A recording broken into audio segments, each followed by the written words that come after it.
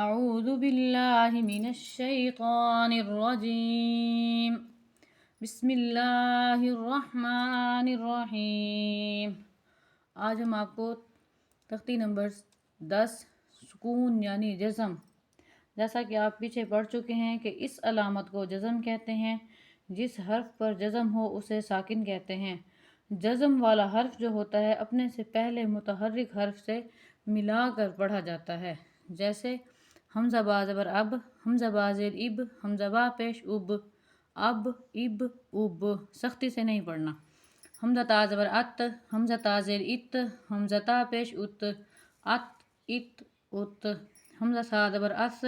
حمزہ سا زیر اس، حمزہ سا پیش اس، اس اس اس،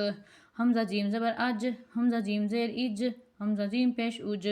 اج اج اج، حمزہ ہا زبر اح، حمزہ ہا زیر اح، حمزہ ہا پیش اح،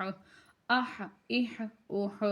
حمزہ خا زبر اخ، حمزہ خا زیر اخ، حمزہ خا پیش اخ، اخ اخ اخ، حمزہ دال زبر اد، حمزہ دال زیر اد، حمزہ دال پیش اد، اد اد اد، حمزہ دال زبر از، حمزہ دال زیر از،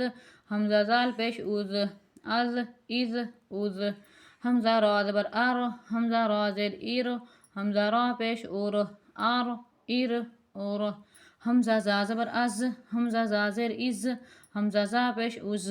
از از از، حمزہ سین زبر اس، حمزہ سین زیر اس، حمزہ سین پیش اس، اس اس اس، حمزہ شین زبر اش، حمزہ شین زیر اش، حمزہ شین پیش اش،